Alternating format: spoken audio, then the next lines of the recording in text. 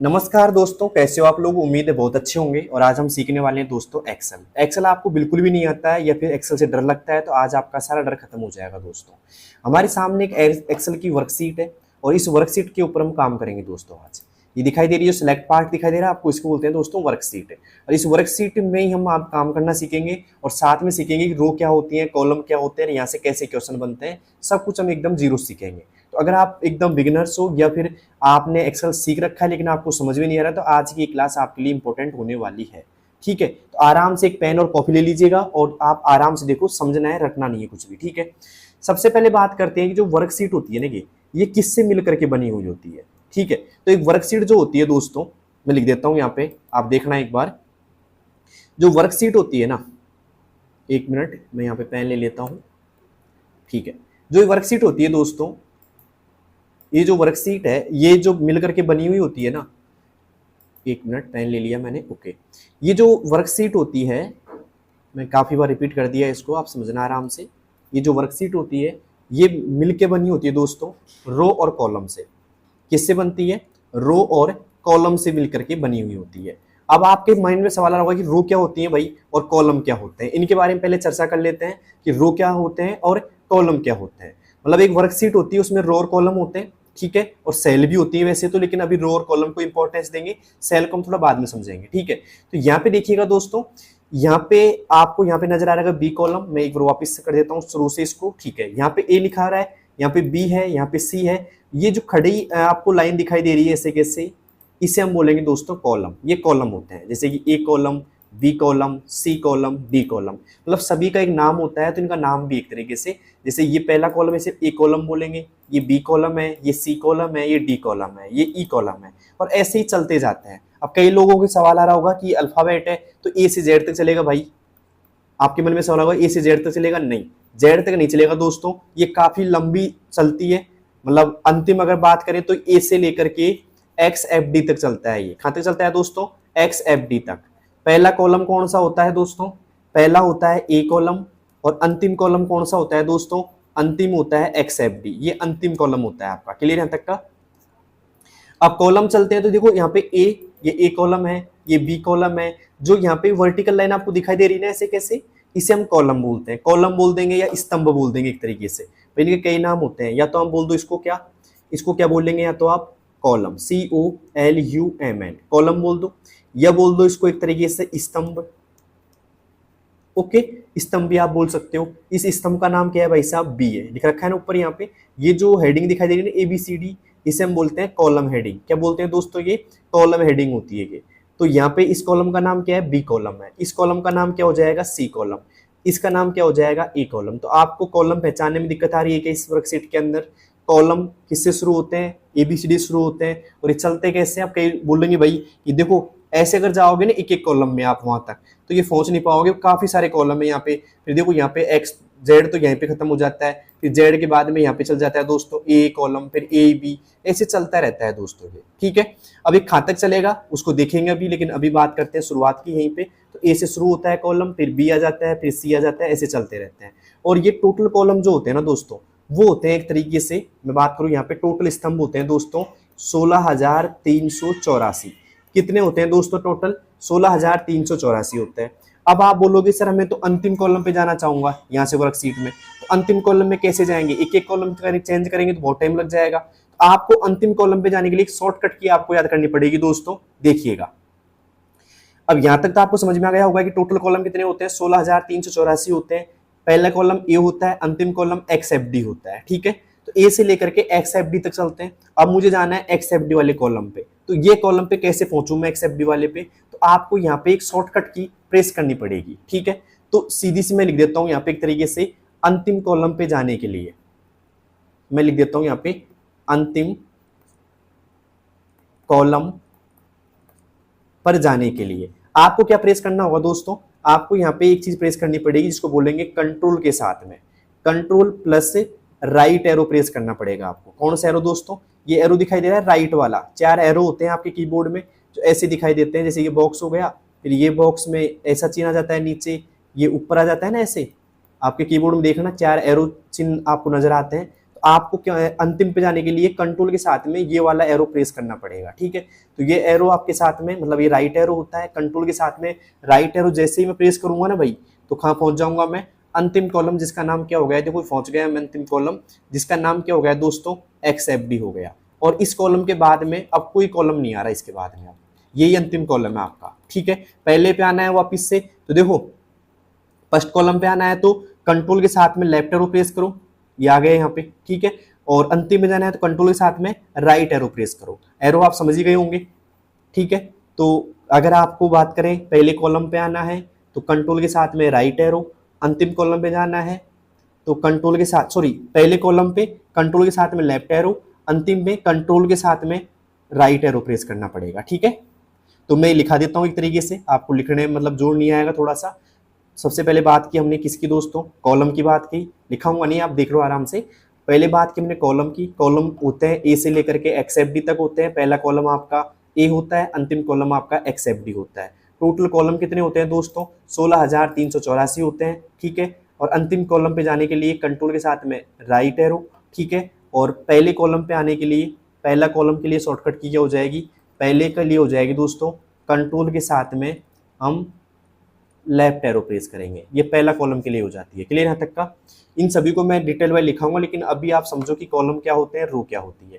अब चलते हैं दोस्तों यहाँ पे दूसरी सीट में। देखो यहाँ पे मैंने आपको समझाया था भी कि कॉलम क्या होते हैं, एक वर्टिकल लाइन होती है, इस लाइन को हम क्या बोलेंगे दोस्तों, कॉलम बोलेंगे। जैसे ऐसे खड़ी हुई लाइन दिखाई देगी आपको, इसे हम क्या बोलेंगे, कॉलम बोलेंगे। अब यहाँ पे रो की बात करें, रो क्या होती है, जो आडी लाइन होती है ना ऐसे, इसे हम रो बोलेंगे। ये रो है, जैसे कि 1 नंबर रो, 2 नंबर, 3 नंबर, ऐसे चलती रहेगी दोस्तों रो यहाँ पे। ठीक है, आपको दिखाई दे रही है रो यहाँ पे, ये दूसरे नंबर की रो है, मतलब जो भी है आडी लाइन को क्या बोलेंगे दोस्तों, रो बोलेंगे। जो ये लाइन दिखाई दे रही है आपको यहाँ से लंब पूरी पूरी ऐसे कैसे, इसे हम क्या बोलेंगे दोस्तों, रो बोलेंगे।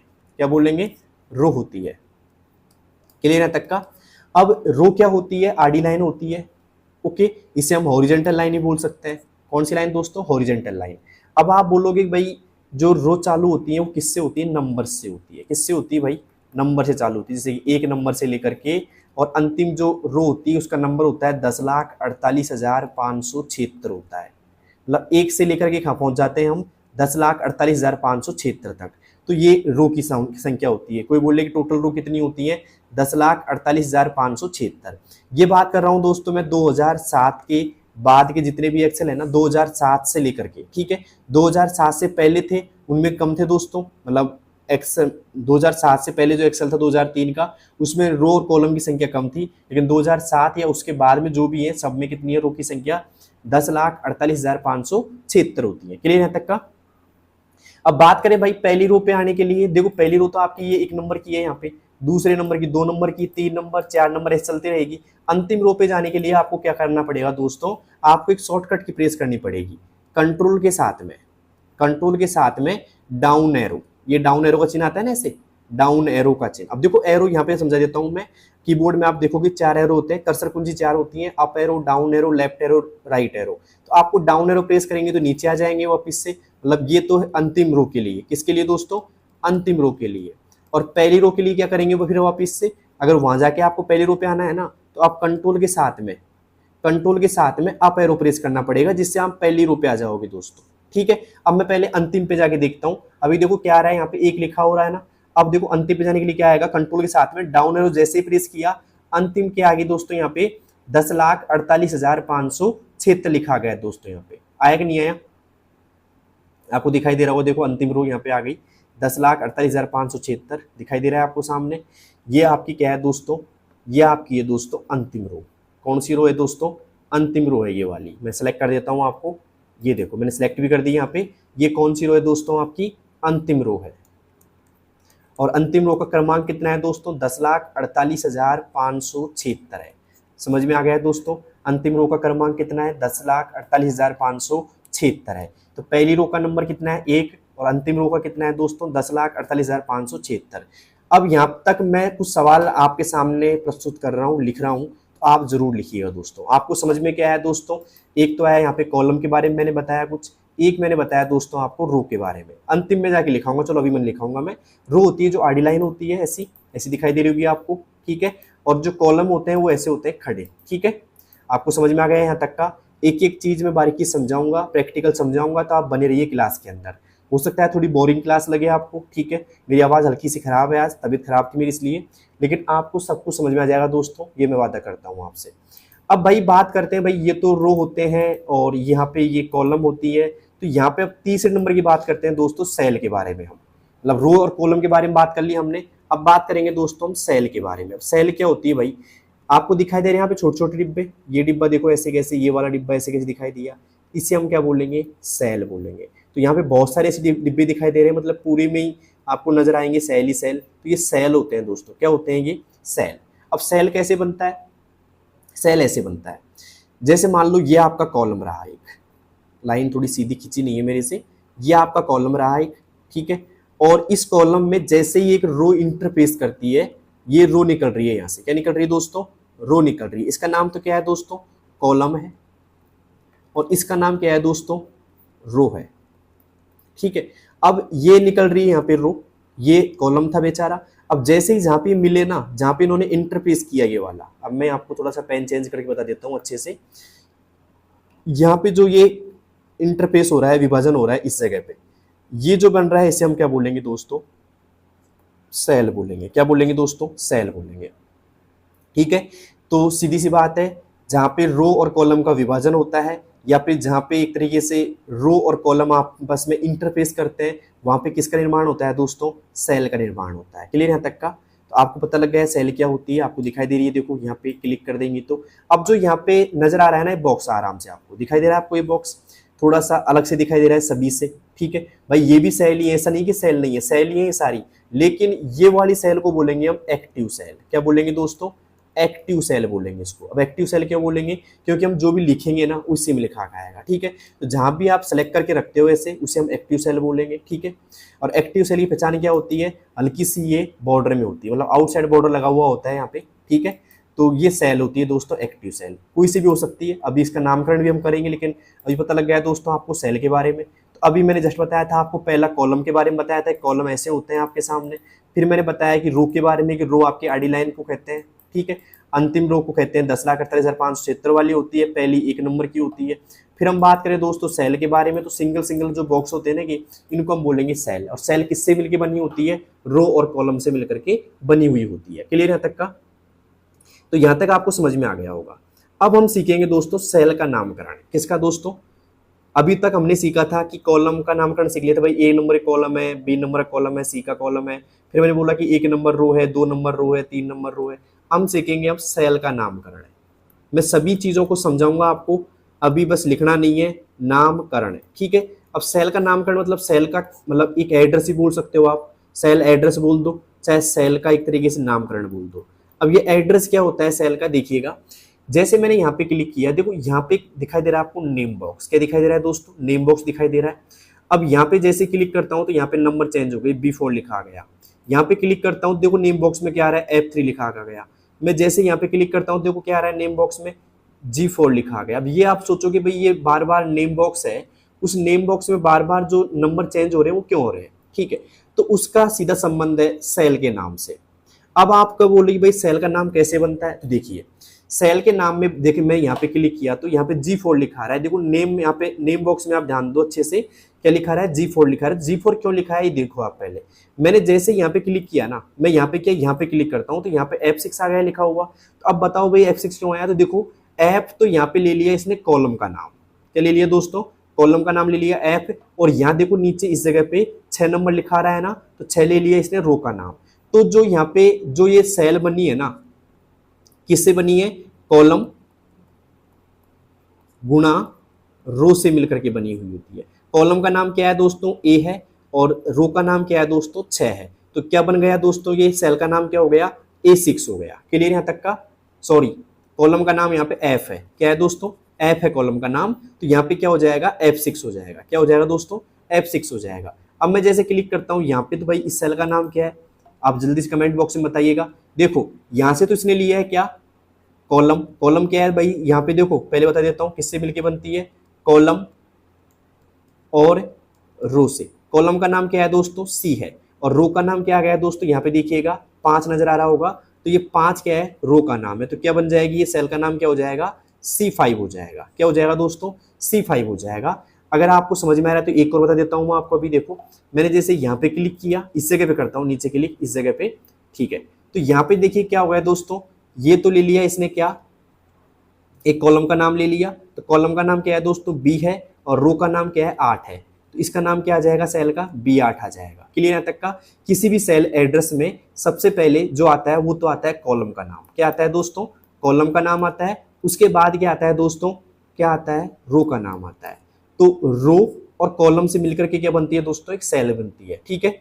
सेल का निर्माण होता है। क्लियर यहाँ तक का? जो बॉक्स दिखाई दे रहा है क्या बोलेंगे दोस्तों? इसको सेल बोलेंगे। अब आपका क्लियर हुआ है नहीं हुआ डाउट? उसको मैं देखने के लिए क्लिक करता हूं एक सेल के ऊपर जिसका नाम आपको बताना पड़ेगा कमेंट बॉक्स के अंदर। तो मैंने जैसे यहाँ पे क्लिक किया, देखो क्लिक हो गया। अब इस सेल का नाम क्या होता है भाई, जल्दी से कमेंट बॉक्स में आप बता दीजिए मुझे। अगर आपको समझ में आ रहा है, टॉपिक अच्छा लग रहा है, तो इस सेल का नाम आप कमेंट बॉक्स में जल्दी से बताइए दोस्तों।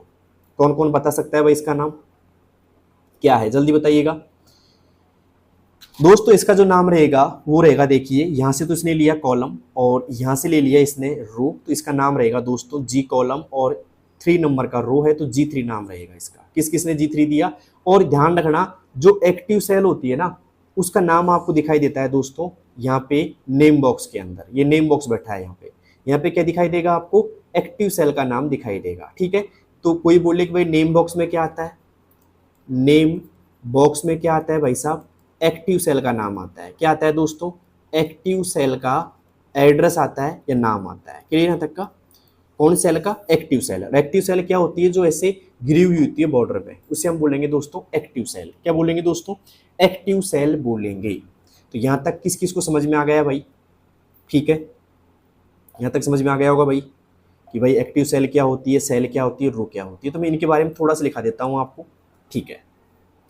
देखिए दोस्तों, पहला सवाल मेरा ये रहेगा कि एक वर्कशीट के अंदर, ये वर्कशीट है आपकी पूरी की पूरी जो दिखाई दे रही है आपको, मैं सेलेक्ट कर देता हूँ, ये पूरी वर्कशीट है, ठीक है। एक वर्कशीट के अंदर, ये पूरी वर्कशीट है, ध्यान रखना, जो सिलेक्ट हो गई ना ये वर्कशीट है। तो यहाँ पे बात करें एक वर्कशीट के अंदर टोटल कॉलम कितने होते हैं। मैं कॉलम की बात करता हूँ दोस्तों। कॉलम कितने होते हैं टोटल?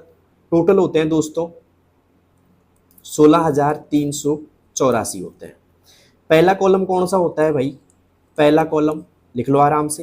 पहला कॉलम होता है ये बैठा, देखो पहला कॉलम ये बैठा, ए कॉलम। क्या होता है? ए कॉलम होता है। और अंतिम कॉलम कौन सा होता है भाई? मैंने अभी पहुंचाया था ना आपको अंतिम कॉलम पर, XFD। कौन सा होता है दोस्तों? XFD होता है। तो एक वर्कशीट के अंदर कॉलमों की संख्या होती है 16,384। पहला कॉलम ए होता है और अंतिम कॉलम क्या होता है दोस्तों? XFD होता है। क्या होता है दोस्तों? XFD होता है अंतिम कॉलम, ठीक है। अब ये जो कॉलमों की संख्या है ना, ये 2007 और उसके बाद की है, 2007 और उसके बाद, ठीक है, उसके बाद। अब बात करें हम 2003 की, एक्सेल 2003 की बात करते हैं ना। किसकी बात करते हैं दोस्तों? एक्सेल 2003 की। एक्सेल 2003 की बात करते हैं तो कॉलमों की संख्या कितनी थी भाई? उसमें कॉलमों की संख्या थी एक्सेल 2003 में, अगर किसी को आता है जल्दी बताइएगा। उसमें कॉलम थे सिर्फ 256। कितने थे दोस्तों? 256। और अंतिम कॉलम क्या था दोस्तों? IV था। कौन था दोस्तों? IV कॉलम था अंतिम। और बात करें, यहाँ तक आपको समझ में आ गया होगा एक्सेल 2003 के बारे में। और उसमें रो की बात करें एक्सेल 2003 में, तो रो की संख्या थी दोस्तों 65,536। कितनी थी दोस्तों? 65,536 रो थी यहाँ पे 2003 में, ठीक है। तो ये भी एक इंपॉर्टेंट है, यहाँ से भी आप थोड़ा सा ध्यान रखना, ठीक है। अब मैंने बताया कि भाई एक तरीके से कॉलम कितने हैं इसमें? 16,384। पहला कॉलम कौन सा है? ए है। अंतिम कॉलम कौन सा है? XFD है, ठीक है। 2007 और उसके बाद की बात करते हैं तो, ठीक है। तो यहाँ तक आपको समझ में आ गया होगा कॉलम के बारे में, ठीक है। किस किसने उतार लिया भाई? जल्दी उतार लीजिए। आपको कॉलम की संख्या बता दी मैंने, पहला कॉलम और अंतिम कॉलम, ठीक है। अब चलते हैं दोस्तों रो की ओर। रो की बात करें हम तो मैं लिख देता हूं यहाँ पे रो के बारे में थोड़ा सा। रो की बात करें तो ये चलती है दोस्तों, ये टोटल रो होती है, वो होती है 10,48,576। और ये जो होती है ना दोस्तों, ये होती है नंबर्स में। किस में होती है दोस्तों? नंबर्स में होती है। जैसे कि 1, 2, 3 है ना, और लास्ट की क्या होती है दोस्तों 10,48,576 भी होती है। क्लियर यहाँ तक का? उम्मीद है समझ में आ गया होगा। और यहाँ पे कॉलम की बात करें तो ये चलते हैं दोस्तों अक्षर में। किस में चलते हैं दोस्तों? अक्षर में। जैसे कि ए हो गया, फिर बी हो गया और लास्ट में हो गया दोस्तों एक्स एफ डी हो गया। ठीक है, तो उम्मीद है आपको समझ में आ गया होगा। ए बी से लेकर के एक्स एफ डी तक होता है।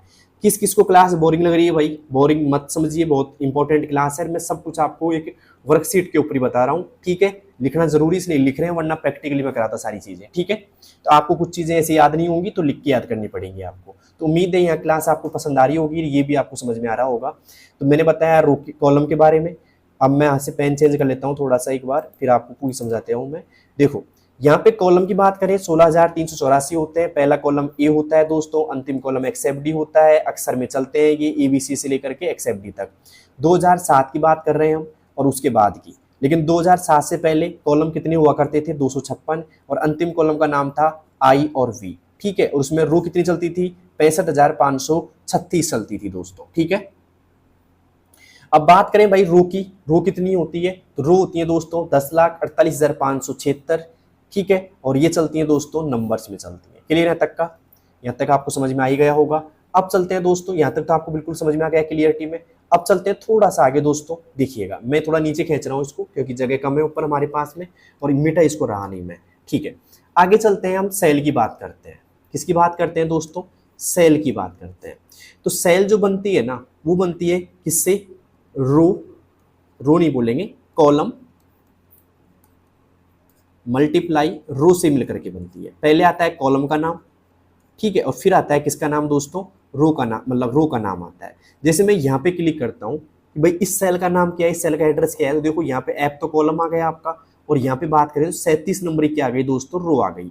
तो ऐप तो क्या हो गया इसका? कॉलम हो गया, गुना 37 नंबर की क्या हो गई, तो इसका जो एड्रेस होगा क्या होगा दोस्तों? ऐप 37, सॉरी 36 नहीं 37 है, 37 हो जाएगा दोस्तों।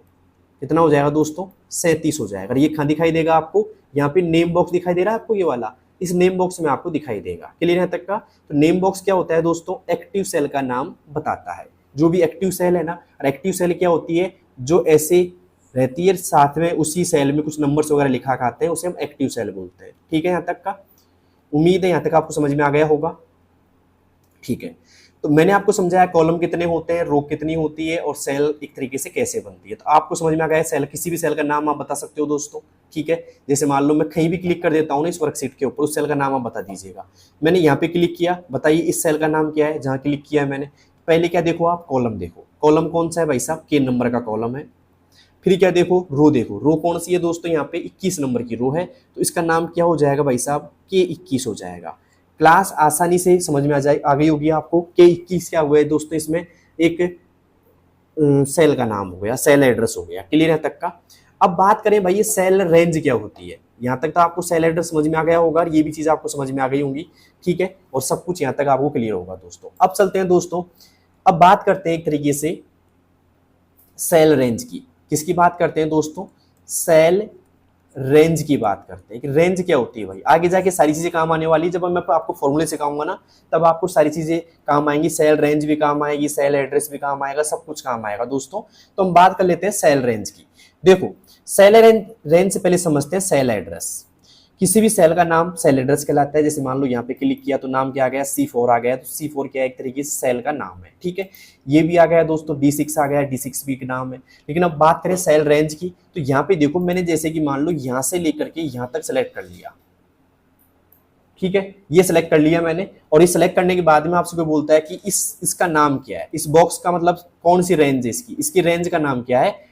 ठीक है, तो इसकी रेंज आपको पता लग रही है, तो रेंज पता लग रही है, तो यहाँ पे जाकर के इस रेंज का जो है नाम अगर आपको कोई पूछ रहा है तो क्या बोलेंगे भाई? देखो ये जो सेल है ना, ये वाली यहाँ पे, इसका नाम क्या है? D1 है। क्या है? D6 है, सॉरी, इसका नाम D6 हो गया। ठीक है, और ये अंतिम सेल यहाँ पे जो दिखाई दे रही है, इसका नाम क्या हो गया दोस्तों? इसका नाम हो गया E11। क्या हो गया दोस्तों? E11। तो मैं बोल सकता हूं कि भाई मैंने यहाँ पे D6 से लेकर के E11 तक सेलेक्ट कर रखा है।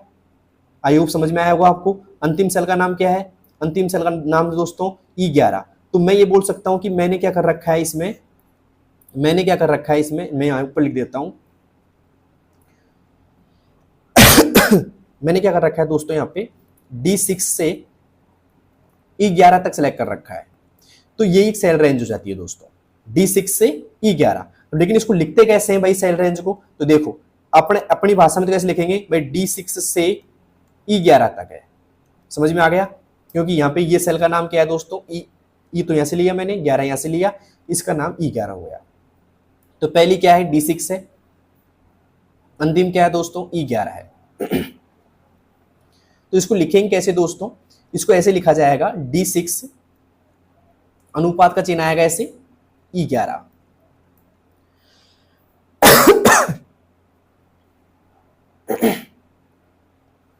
तो दोस्तों D6 से लेकर के आ गया यहाँ पे E11 लिखा गया यहाँ पे, ठीक है। तो ये क्या हो जाएगी, एक सेल रेंज बन जाएगी। क्या बोलेंगे दोस्तों इसको, सेल रेंज। तो गला खराब हो रहा है दोस्तों, पानी पी लेता हूं मैं एक बार, फिर आगे पढ़ाता हूं आपको।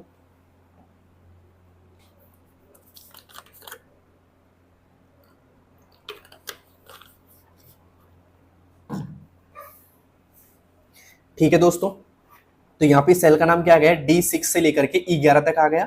ओके, अब मैं वापस एक रेंज सेलेक्ट करता हूं दूसरी। ठीक है, मैंने यहाँ पे जाके इसी वर्कशीट के अंदर मैंने यहाँ से लेकर के यहाँ तक इसको क्या कर दिया, सेलेक्ट कर दिया। काफी बड़ी रेंज यहाँ पे सेलेक्ट कर दी। तो इस रेंज का नाम क्या हो जाएगा भाई, इस रेंज का नाम कैसे देखेंगे हम, देखो यहाँ पे पहला सेल क्या है दोस्तों आपका, यहाँ पे ये नजर आ रहा है पहला सेल। तो पहला सेल क्या है यहाँ पे, बी चॉइस नजर आ रहा है। बी तो यहाँ से लिया मैंने और चॉइस मैंने यहाँ से लिया, तो इसका नाम क्या आ जाएगा, पहली का तो बी चॉइस हो गया। मैं बोलूंगा बी चॉइस से अंतिम सेल क्या है, ये बैठी यहाँ पे बेचारी, ये बैठी यहाँ पे अंत में, इसका नाम क्या हो गया, डी तो मैंने यहाँ से लिया और यहाँ पे मैंने 35 यहाँ से ले लिया मैंने, रो का नाम। ठीक है, अब पता लग रहा है ना कि 35 क्यों आया, क्योंकि यहाँ पे 35 रो का नाम है। तो पहले आएगा कॉलम का नाम क्या है डी, और 35 क्या आ जाएगा दोस्तों, रो का नाम आ जाएगा। तो डी चॉइस से D35 तक मैंने सेलेक्ट कर रखा है। तो इसका रेंज क्या बन जाएगा, अनुपात चिन्ह लगाएंगे हम। देखो रेंज में क्या लगता है, रेंज में अनुपात का चिन्ह लगता है। क्या लगता है दोस्तों, अनुपात का चिन्ह लगता है, जो कुछ ऐसे दिखाई देता है आप। क्लियर, तो मैं क्या लिखूंगा यहाँ पे, बी चॉइस अनुपात D35। अब एक्सेल की भाषा में क्या समझेंगे इसको हम भाई, एक्सेल की भाषा में समझेंगे कि हमको सिलेक्ट करना पड़ेगा बी चॉइस रो से ले, बी चॉइस सेल से लेकर के D35 सेल तक आपको सिलेक्ट करना पड़ेगा। क्लियर यहां तक का, ओके। तो आपको ये रेंज समझ में आई होगी दोस्तों। अब मैं आपको एक रेंज देता हूं पहले से ही, ठीक है। जैसे मैं लिख देता हूं यहाँ पे, थोड़ा नीचे चलते हैं। मैंने यहाँ पे लिखा दोस्तों कि आपको कुछ सेलेक्ट करना पड़ेगा। आपको यहाँ पे ई के बाद मैंने कर दिया E45 से, आपको यहाँ पे E45 से, ठीक है, और मैंने कर दिया यहाँ पे E45 से लेकर के F50 तक आपको सेलेक्ट करना पड़ेगा। ये रेंज कौन सी बनेगी भाई, तो इस रेंज को देखने के लिए कैसे बनाएंगे रेंज, तो हम रेंज तो ऐसे लिख देंगे E45, ऐसे रेंज लिखी आएगी पेपर के अंदर आपको E45 F50, ये तो रेंज बन गई। लेकिन अब ये रेंज तो बन गई, सेल रेंज हो गई एक तरीके से, लेकिन इसको बनाएंगे कैसे भाई, यहाँ पे कैसे बनाएंगे वर्कशीट के अंदर इसको, तो देखो आप आपका जो यहाँ पे E45 कॉलम है, सॉरी ई कॉलम तो ये रहा, लेकिन E45 जो सेल है आपकी वो कौन सी है, देखो ई तो ये रहा, 45 यहाँ पे ये रहा। तो यहाँ पे इस सेल की बात की जा रही है, ये तो आपकी क्या हो गई, E45 हो गई। कौन सी हो गई दोस्तों, E45 हो गई ये वाली। क्यों, क्योंकि ई तो मैंने ले लिया यहाँ से कॉलम का नाम, और यहाँ पे 45 कहाँ से ले लिया दोस्तों, यहाँ पे ये ले लिया मैंने ऐसे कैसे, ठीक है। अब E45 से की बात करें तो F50 तक, F50 कौन सी हो गई भाई, F कॉलम तो ये रहा, और 50 से पहुंचे तो ये रहा, ये 50 है। तो यहाँ पे जाकर के यहाँ तक क्या हो गया दोस्तों, F50 हो गया। आप देख सकते हो आराम से, मैं यहाँ पे जैसे क्लिक करता हूँ F50 में आ रहा है ना, देखो F50, और यहाँ पे बात करूँ तो ये क्या आ गया दोस्तों, E45 में आ गया। ठीक है, क्लियर है तक का, क्योंकि 45 नंबर की यहाँ पे आ गई रो, और यहाँ पे जो भी है समझ में आ गया होगा। तो मैं क्या करूंगा दोस्तों, यहाँ पे क्लिक करूंगा, ठीक है, और यहाँ से क्लिक करते हुए यहाँ तक मैं इसको, देखो एक मिनट ध्यान से देखिएगा, यहाँ पे क्लिक करते हुए और इसको मैं F50 तक क्या कर दूंगा दोस्तों, सेलेक्ट कर दूंगा। ठीक है, तो यहाँ पे मैंने रेंज सेलेक्ट कर दी, तो इसका नाम क्या हो गया रेंज का, E45 से F50। क्लियर यहाँ तक का आपको समझ में आया सेल रेंज क्या होती है। ओके, तो इसका मतलब क्या हो गया, E45 से लेकर के F50 तक जो भी वैल्यू होंगी ना, वो कौन सी रेंज में आएंगी, यहाँ पे E45 से F50 तक। तो आपको सेल रेंज समझ में आ गई दोस्तों। तो यहाँ तक आपको क्लियर हो गया होगा दोस्तों। ओके, तो उम्मीद है आपको सब कुछ समझ में आ रहा होगा वैसे। ओके, तो मैंने क्या बताया दोस्तों, आपको सेल रेंज के बारे में बताया, ठीक है। उससे पहले बताया था दोस्तों मैंने आपको यहाँ पे सेल के बारे में, ठीक है, कॉलम के बारे में, ठीक है, और वर्कशीट क्या होती है जो ये आपको सामने नजर आ रही है पूरी पूरी सिलेक्टेड, इसे हम वर्कशीट बोलेंगे, है ना, स्प्रेडशीट ही बोल सकते हैं वैसे तो हम इसको, ठीक है। यहाँ भी बात करें तो ये होता है दोस्तों नेम बॉक्स जो आपको दिखाई दे रहा है, और ये होता है दोस्तों फॉर्मूला बार, ठीक है। अब बात कर लेते हैं दोस्तों, हम थोड़ी सी कर लेते हैं फॉर्मूला बार के बारे में। क्या बात करेंगे दोस्तों हम, फॉर्मूला बार, फॉर्मूला बार के बारे में बात कर लेते हैं, ये क्या होता है। तो फॉर्मूला बार का सीधा सा मतलब ये है कि एक्सेल की, देखो यहाँ पे क्लिक किया कुछ नहीं आ रहा फॉर्मूला बार में, यहाँ पे सिर्फ नेम बॉक्स में बता दिया कि F5 नाम की क्या है, सेल है आपकी। लेकिन जो भी हम सेल के अंदर लिखते हैं ना, चाहे वो अक्षर हो गए, चाहे वो नंबर्स हो गए, चाहे वो एक तरीके से हम बात करें तो कोई भी स्पेशल सिंबल हो गए, सब कहाँ दिखाई देंगे आपको, सेल मतलब फॉर्मूला बार में दिखाई देंगे, ठीक है। तो सीधी सी बात है, फॉर्मूला बार में क्या दिखाई देती है, सेल की वैल्यू दिखाई देती है। क्या दिखाई देती है, सेल की वैल्यू। सेल में क्या लिखा हुआ है वो कहाँ दिखाई देगा दोस्तों, फॉर्मूला बार में दिखाई देगा, ठीक है। जब तक वैल्यू तब तक दिखाई देगी, जब हम फॉर्मूला इनपुट करेंगे इसके अंदर तो फिर क्या दिखाई देगा आपको, फॉर्मूला भी दिखाई देगा। लेकिन फॉर्मूले की बात करेंगे हम अगले चैप्टर में, आज हम सिर्फ बेसिक पढ़ रहे हैं, ओनली बेसिक चीजें आपको याद हो जाएंगी, तो अगली क्लास में आपको फॉर्मूले वगैरह सब आसानी से समझा पाऊंगा दोस्तों। क्लियर है तक का? ओके, तो अब बात करते हैं कि भाई ये तो बात हो गई फॉर्मूला बार में कि भाई फॉर्मूला बार में क्या आता है, जो भी हम लिखेंगे ना सेल के अंदर वैल्यू वो सब का दिखाई देंगी दोस्तों फॉर्मूला बार में। ये क्या बैठा हुआ है, फॉर्मूला बार बैठा हुआ है, और यहाँ पे ये क्या है दोस्तों, इसे हम बोलेंगे नेम बॉक्स। ये फॉर्मूला बार है और ये नेम बॉक्स है। क्लियर है तक का? ये टाइटल बार होता है जहाँ पे लिखा है ना बुक 1, ये एक तरीके से बाय डिफॉल्ट नाम होता है एक तरीके से, ठीक है। अब बात कर लेते हैं थोड़ी सी आगे, जैसे मान लो हमने अगर किसी सेल के अंदर, सवाल ये भी आता है कि भाई अगर हमने किसी भी सेल के अंदर कुछ भी लिखा वैल्यू वगैरह तो बाय डिफॉल्ट किस साइड आती है वो, तो थोड़ा मैं नीचे कर देता हूँ वर्कशीट में। मैंने यहाँ पे क्लिक किया और मैं लिख रहा हूँ, यहाँ पे देखिए दोस्तों RAM लिखा मैंने, राम लिखा, तो ये सेल के मतलब एक्टिव सेल के, देखो यहाँ पे मैंने क्लिक कर दिया, हटा दिया, लेकिन ये लिखी हुई खाएं आप, लेकिन तो ये लिखी हुई है दोस्तों इस एक्टिव सेल के, कहाँ लिखी हुई है ये, लेफ्ट में, कहाँ लिखी हुई है दोस्तों, लेफ्ट में। तो अक्सर जो होते हैं ना अक्सर वो खाएंगे दोस्तों लेफ्ट में आएंगे, ठीक है। लेकिन बात करें दोस्तों हम नंबर्स की बात करें, जैसे मैंने लिखा है यहाँ पे 45 नंबर, कितना लिखा, 45 लिखा मैंने, और जैसे ही एंटर किया तो ये किस जगह बैठ गया आकर के, ये बैठ गया दोस्तों राइट साइड में। तो सेल के राइट में क्या आएंगे दोस्तों, नंबर्स खाएंगे, जो नंबर होते हैं ना, नंबर खाएंगे दोस्तों सेल के राइट में आएंगे, ठीक है। राइट साइड में कौन आएंगे दोस्तों, नंबर्स आएंगे। लेकिन अब बात करें कोई भी जैसे कि स्पेशल कैरेक्टर या सिंबल की बात करें हम, जैसे मैंने @ की बात करी, तो ये खाएगा दोस्तों, कोई भी सिंबल वगैरह होते हैं ना, सिंबल वगैरह होते हैं वो भी खाएंगे दोस्तों सेल के, किसी भी सेल में लिखने पे खाएंगे वो लेफ्ट ही आएंगे।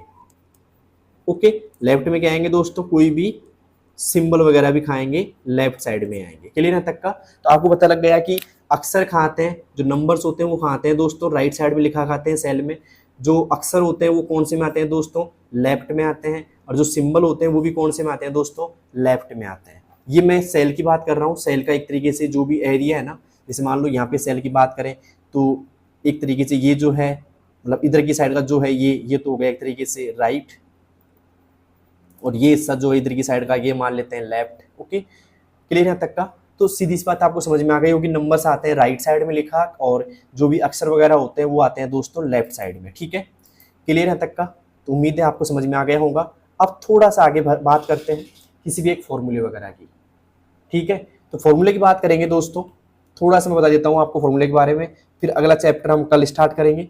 आज के लिए काफ़ी हो जाएगा, और ये एक डेमो क्लास मान के चलो। अगर आपको क्लास समझ में आ रही है थोड़ी बहुत भी, तो मुझे कमेंट बॉक्स में बताना कि सर क्लास समझ में आ रही है, आगे बढ़ाओ इस चैप्टर को। और क्लास समझ में नहीं आ रही तो बोल देना समझ में नहीं आ रही सर, यही रोक दो आप, तो मत बढ़ाओ आगे, ये आप बोलोगे दोस्तों, ठीक है।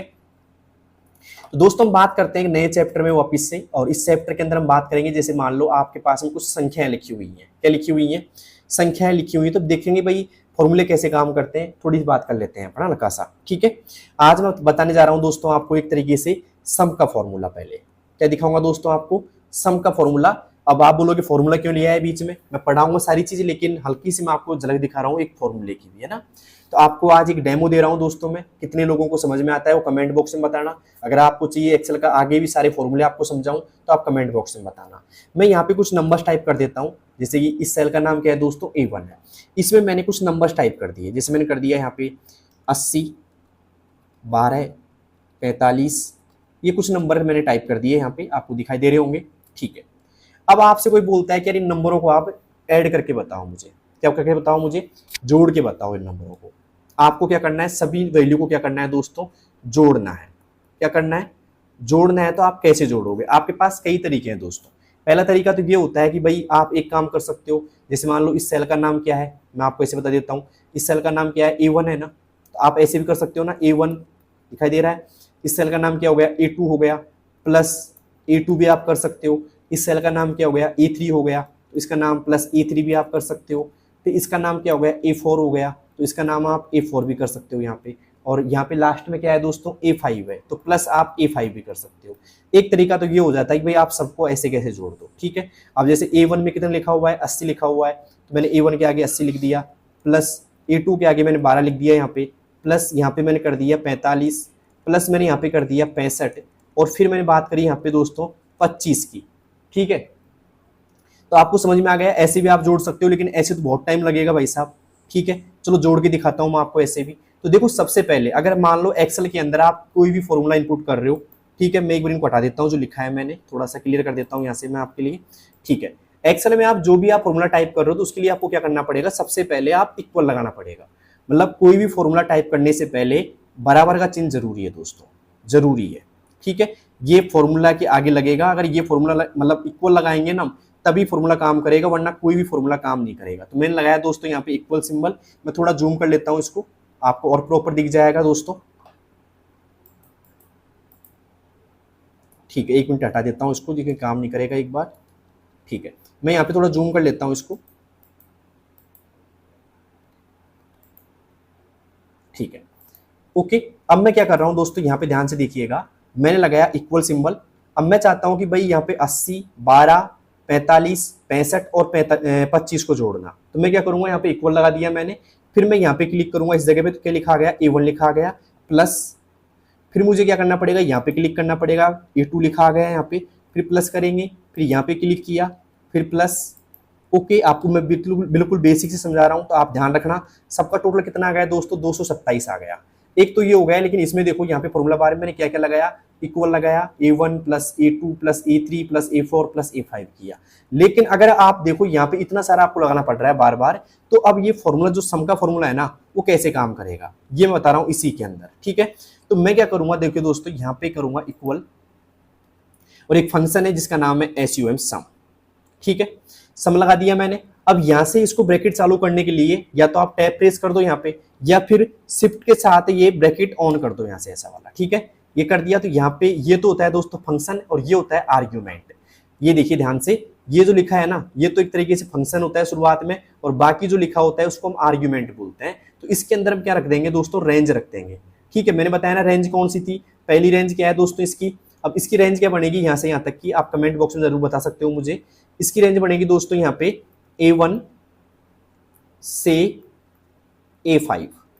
तो इसका हम क्या करेंगे भाई, अनुपात चिन्ह लगता है ना, A1 ऐसे आएगा अनुपात का चिन्ह, और यहाँ पे लिख दूंगा मैं A5। तो ये रेंज बन गई ना, तो इस रेंज को मैं यहाँ पे इस फॉर्मूले के अंदर पुट कर देता हूँ। ठीक है, तो मैंने यहाँ पे पुट कर दिया दोस्तों A1, क्या कर दिया दोस्तों, यहाँ पे करूंगा मैं A और 1 ऐसे लिख दूंगा, कोई दिक्कत नहीं है। इसके बाद में मैंने यहाँ पे लगा दिया अनुपात का चिन्ह, और फिर मैं कर देता हूँ दोस्तों यहाँ से A5, कर दिया मैंने A5।